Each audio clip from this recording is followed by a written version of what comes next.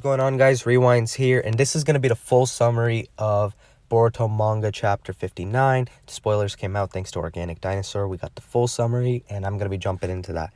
Haven't read that myself yet, but I did just make a video previous to this of the bullet points of the key points of what will be happening in this chapter. So, to get started, we got Boruto Chapter 59 title being Nights, and the cover of the chapter is Solo Prince Kawaki, it says. So the chapter is going to consist of 32% of it's going to be Amado rambling at Kawaki and Sumire. 15% of it is going to be Code, Eida, and Bug having a pep talk. 10% is going to be Kawaki and Shikadai having a bro talk. 10% is going to be Amado and Sumire Karma House analogies. 28% is going to be Daemon. It says hype. This is a new character if you guys don't know. This character is going to be... I saw the design. The character as a kid. He is the biological little brother to Eida. So... And then the last 5% is going to be Sumire's concerns backfiring, aka Amado yelling at her. So the first batch of spoilers is going to be pages 1 through 13. Let's jump into them. Let me zoom in real quick. So we got Scene 1, Kawaki's Nightmare and Amado's Rambling Session. The chapter opens up with a flashback into Code and Kawaki's childhood. Code is choking Kawaki with both of his hands up against a wall. He does not have the black studded belt across his face yet. Code says, "Why? Why is it you? It doesn't seem like you'd ever be that qualified. What the hell makes you so special?" Kawaki says, "What are you talking about?" Code then drops Kawaki onto the ground. Kawaki thinking to himself, what's up with this guy's strength? Is he some kind of monster? Kawaki then sees that Code's white karma has activated now. Code is staring down at him. Code says, "I'm envious of you, Kawaki, and I can't help it, but I hate you so much because you've already been chosen to become the vessel. I'm gonna freaking kill you right now with my bare hands." Kawaki then wakes up from his nightmare. He's laying on a black table. Amado is typing away on a computer. Sumire is at his bedside asking him if he's alright. She says that Kawaki was really vocal while he was having a nightmare. Kawaki brushes her off and replies that it was just a normal dream. Amado then asks Kawaki if he's still having nightmares. Ones where he is being treated harshly and tormented by Jigen. Kawaki says that it happens every once in a while, but this time he had one about that bastard Code. Kawaki goes on to mention that Code was the same as ever, being jealous of him while still holding a persistent grudge. Amado calmly keeps smoking his cigarette while Sumire looks concerned. Amado says, "Your interpretation is wrong. You misunderstood Kawaki. You're Otsutsuki Ishiki's vesicle. That's a fact I will never change." Kawaki says, "What? What are you talking about?" His soul was supposed to enter the vessel, but his soul has been extinguished. So you don't have to worry about being taken over by Ishiki anymore. But the fact that you're Ishiki's vessel still hasn't changed. Kawaki says, "This bastard, cut it out already. I don't want to hear it." Amado says, "For the most part, your body has undergone the Otsutsuki transformation, and that's the greatest proof of it all. That's your reality and a hard fact. You have no choice but to accept that." Kawaki suddenly transforms his arm and slams Amado against the wall, holding him there. Amado's keyboard on his desk is now Askew. Also, at first I thought it was... Oh, this is just a little note. Sumire says, Kawaki says, "Didn't you hear me, you damn old geezer? Didn't I tell you to stop? I'm so fed up with you already." Amado says, "I heard that you were trying to etch Code with Boruto's karma. Although the concept itself isn't bad, if you're successful with it, Boruto will narrowly escape death due to reincarnation. You could even get rid of Code at the same time. You'd kill 2 birds with 1 stone. However, he already has karma, an imperfect one. As for whether or not you could etch his body with the new karma when it's in this state, I'd seriously doubt it. And besides, even if everything went smoothly and he did get etched with karma, until the decompression process is done and the body becomes a perfect Otsutsuki, or in other words, until he becomes a vessel, Boruto's reincarnation wouldn't materialize. And by no means would he be waiting on something like that to happen. Code himself would probably do something about it before Boruto could take over his body. He ought to be trying to kill all of you, starting with the Hokage, in retaliation for killing Ishiki. Don't you want to protect the Hokage? In that case, then that strategy is no good. At the end of the day, you don't have any other choice but to deal with Code and defeat him with sheer power, and overwhelming power at that." Kawaki finally lets go of Amado. Kawaki says, "Don't you think that the Hokage can win against Code, just like when he battled Delta?" Amado says, "I don't know about that. I can't be certain how much power he's lost since he doesn't have Kyuubi's chakra. But it's likely that the Hokage would die if he took Code one-on-one. He's not like Delta. Even you ought to understand that." Amado lights up another cigarette. Amado says, "Kawaki, that's why you want power, right? Haven't you kept thinking about it for a while now, ever since you lost karma?" Kawaki says, "You bastard, what do you want to say to me?" Amado says, "As for obtaining it, now that Ishiki is dead, you have the capability to acquire new power in your hand. Wielding karma as a true weapon, I could make that all possible for you." Kawaki says, "I don't get what you mean. By etching karma onto my hand again, cut me a break from your freaking nonsense." Amado says, "You should understand what I meant. You subconsciously desire it." Kawaki says, "Shouldn't you understand how much I despise that damn karma, you bastard?" Amado says, "Why, of course I do, but rationally, you're also that kind of person who do whatever it takes for the sake of your goals, so you're the same as me." Kawaki says, "That's out of question. I'm going home." Amado says, "But just remember, whatever you want to do is all up to you, Kawaki. The choice is yours." Kawaki puts his jacket back on, menacing aura surrounding him, and Amado fades away as he heads out. Sumire seems to be worried about a bystander of what just transpired. Amado keeps on smoking his cigarette with no further comments. So the opening act of the chapter seems to be what the last chapter ended on. The question of how is Kawaki going to get strong enough again to protect Naruto and his loved ones like he wants to. Now, let's move on to the next batch. We got pages 14 to 19 now. This will mark the halfway point of the chapter. And this will be focusing on Code and Ada talking, along with Bug being there as well. So Ada says, "Isn't it pathetic how Kawaki loves the Hokage so much, even though he wants to protect the Hokage from your grass Code? It seems like he's mentally agonizing over how helpless he is since he can't do anything about it. It's so painful to see him going through that. Hey Code, for now, could you turn a blind eye to the Hokage for me?" Code replies with, "Sorry, but I won't be doing that. Otsutsuki Ishiki is a god to me. Even right now, he remains the subject of my worship and faith. The Hokage and his comrades of all people killed that god with their own bare hands. I'll never forgive them for that. I'll make sure that every last one of them gets punished for it." Ada says, "Hold up, didn't you promise me that you wouldn't kill Kawaki?" Code says, "I know, and I've especially excluded him from the list. I'll respect your wishes, and that's also why I won't be yielding to you about the Hokage. Besides, he's the central target after all. I'll definitely be getting rid of him with my own bare hands." Ada says, Yeah, I get it. We'll have to make sure that no one else knows that I'm getting involved in this, or else Kawaki would totally hate me for it." Bug thinking to himself, "These guys are freaking psychos." Bug says, "By the way, how long are you guys planning on staying here?"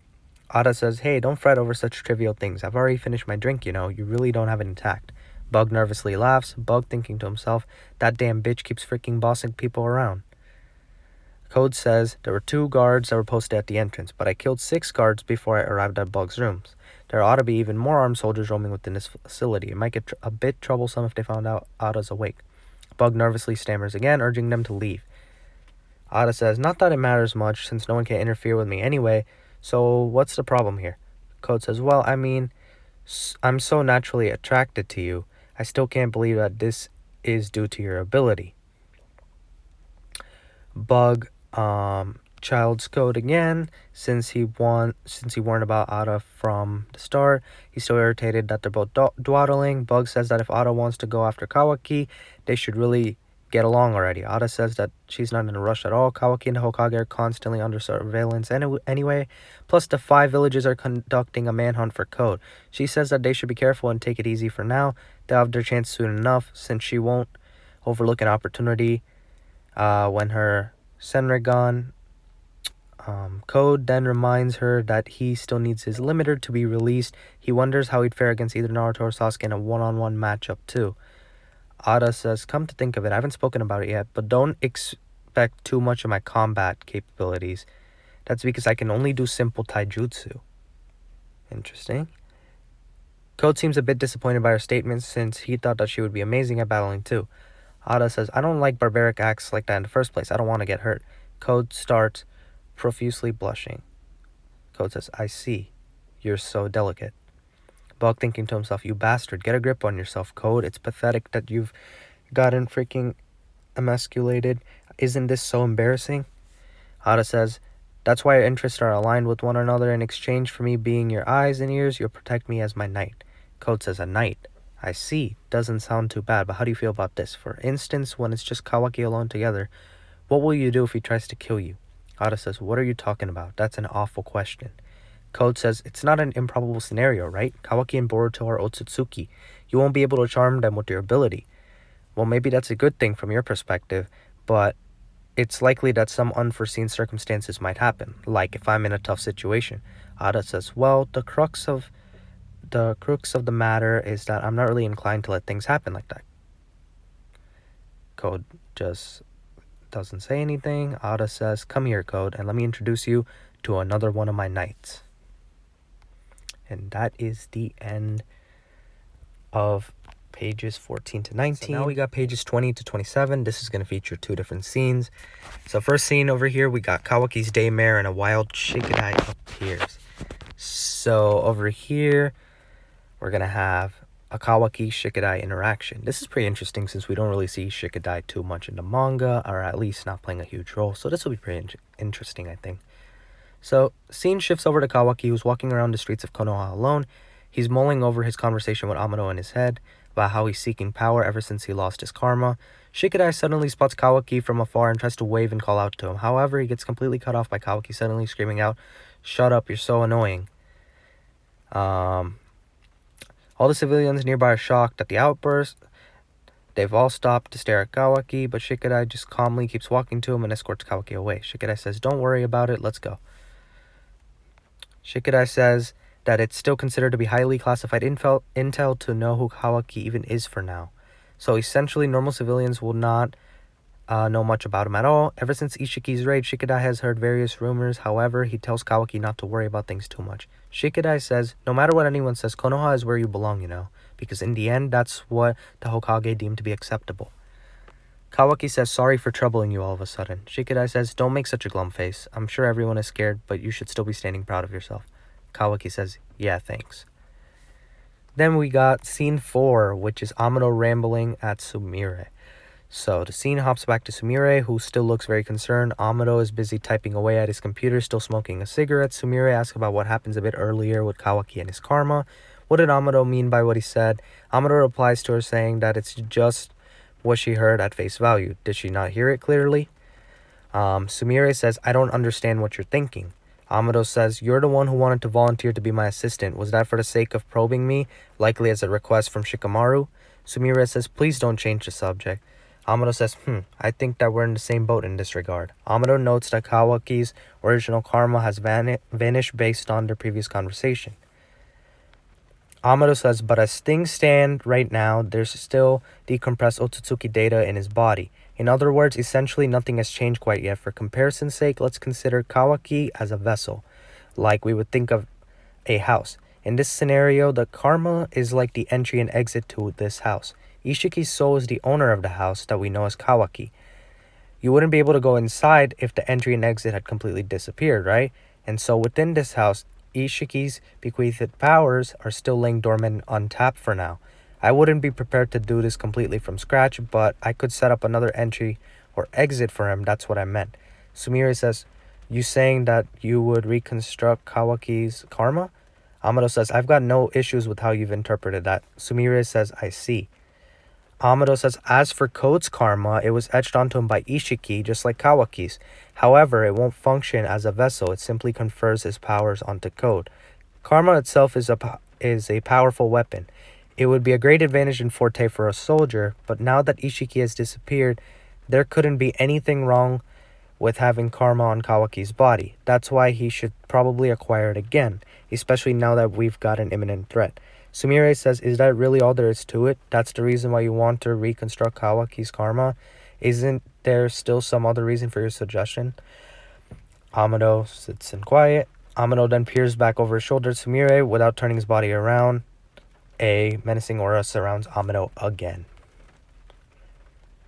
And that's it for scene 3. Moving on to the final scene, or the final pages.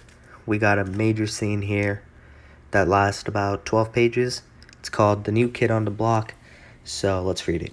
Scene changes right back to sleeping pods at Boro's Winter Wonderland. Ada, Code, and Bug are staring at an unopened pod, the one next to Ada's original enclosure. Code says, another one of Boro's cyborgs that he held here for safekeeping, eh? I wonder what kind of person they'll be. Ada says, aside from an Otsutsuki, that's the only other being that could kill me. Code says, eh? Bug seems nervous and asks Ada if she's sure about unlocking just this one. Ada says, just do it, hurry up. Code finishes punching in the sequence on the pad next to the pod. A gust of smoke billows out of the front in front of Code. However, it leaves Code speechless when he peers inside the open pod.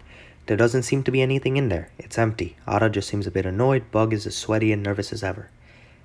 And we got a screen that says I or A. All of a sudden, a little boy has hitched a piggyback ride onto Code. He has a bowl cut and a similar highlighted stripe through his hair like Ada's. He has a line of studs near the armpits in his jacket, which is worn over a white t-shirt. He has a light-colored belt with a stripe horizontally through the middle of it. He's paired his outfit with some plain open-toed sandals. The left side of his pupil seems to be half of a small circle, while the right side of his pupil is a half of a larger circle. He has a small mole on his face on the left side of his mouth. Who are you? Are you my big sister's new man? Code says, when did this guy? Ada says, it's no use, Code. You're better off not attacking him. Code had started to transform into a thumb into a claw, but starts holding back. Hey, big sister, look. This guy's so comfortable to ride. Code is pretty much frozen with this half-dumbfounded expression on his face now that he's become a horsey ride for this little boy. Ada says, get off him, Daemon. Didn't you promise me that you wouldn't jump on people when you first met them? And then it talks about over here how his name could be Daemon, just spelled different ways. But Daemon says, hey, are you serious about my big sister? If you make her cry, I'll freaking kill you, you know. Ada says, that guy is just a friend. No matter how you look at him, he's just not my type. Daemon starts to push at Code's head from behind. Suddenly, some guards storm into their area. Bug thinks to himself that they're idiots and that the guard ought to not come any closer. The 4 guards ask Bug why he's in there, and if Code, Ada, Daemon are the ones who killed the other guards earlier. They seem to recognize Ada and Daemon as Boro-sama's cyborg.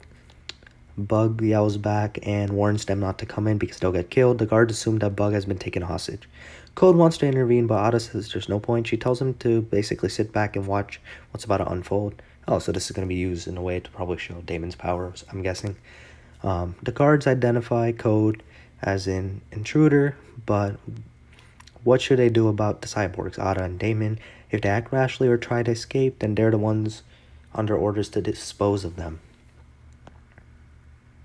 So nearing towards the end, so the first guard tries to prepare a shot from a blaster that's been installed on his right arm. However, before the blast can leave the barrel, something blows up right in his own face. Code and Bug are shocked. Smoke billows around the guard's face as he falls over. Daemon sneers back at him, you bastard. The second guard winds back and tries to throw an axe at them to retaliate for his fallen comrade, but before it even leaves his hand, the axe has now found itself lodged right on top of his own head, splitting his skull partly into 2 halves. He too falls over. Daemon then snickers in an evil way, calling them idiots. The guards seem very confused about what just transpired. Daemon then springs off of Code's back. He quickly comes around right in front of the fleeing guard with a swift kick to the neck. He KOs the third guard easily. The 4th guard has a short sword sheathed onto his back. He draws to pull it out to engage Daemon, but it goes just as expected. Before he can pull it out all the way from its sheath, he has already gotten decapitated somehow. Code says he's reflecting his enemy's attacks. Ada says it'll react even stronger to fiercer murderous intent. He can immediately reflect the end result of his enemy's killing scenario just by picturing it in his head. You should be careful of him too, Code. Wow, that's an OP ability. I wonder how that's going to look when the chapter actually comes out. Code says he's a pretty dangerous guy, isn't he? Daemon says, yay. Ada says, let me introduce you to him again. He'll be another one of my knights. He's my real little brother, Daemon. Daemon then strikes a pose with thumbs up and gives a mischievous smile. Well, that's one way to introduce a character. And then on to the last 2 pages, a final short scene. Amado being shady. So the scene shifts back to Sumire and Amado. Amado is still puffing away. Sumire is as worried as ever. Sumire says, I've had this uncomfortable feeling since the start. Ever since everyone returned from the battle with Ishiki, you confirmed that Kawaki was safe before doing anything else. When you knew that he was safe, you seemed to be quite relieved, but to put it simply, rather than being worried about Kawaki's welfare, you seemed to be concerned about something else. It seemed as though you had other intentions. Sumire, after that, says, I volunteered to be your assistant, truly because it was my own wish to do so. I'm really worried about Kawaki and Boruto. Also, and Amado says, are you being wise or being an idiot? I wonder which one. If you had remained silent, you might have been able to extract more intel. Don't you know how to strategize and haggle? Meanwhile, Kawaki is perched upon the Hokage rock monument on top of Naruto's head. He's sitting and staring off into the distance. Sumire says, you're scheming something, aren't you? Amado says, as expected, you're being an idiot. Amado just keeps on smoking a cigarette with a shady glare coming over on the lenses of his glasses. It starts obscuring his eyes. So that's going to be it. That'll wrap up the chapter. It's going to be pretty interesting. Seems to be another build-up chapter for something. I personally think Amado's up to something. He's definitely hiding it. This build-up would be kind of for nothing if he didn't have like some ulterior motive, whether it's good or bad. But definitely something is up. So let me know what you guys think. There at the end for a second. But what I was going to say was, let me know what you guys think in the comments below of this chapter. What's going on? Let me know what you think about what Amado's intentions are, as well as what do you think of this new character that was introduced this chapter, our new cyborg, Eida's little brother. But that's going to be it for all the spoilers. Leave a like on the video if you guys enjoyed. Subscribe to my channel for more Boruto spoilers, anime and manga, as well as Dragon Ball Super spoilers. But that's going to be it for the video. Hope you guys have a good day or night. I'm Rewinds, and I'm out.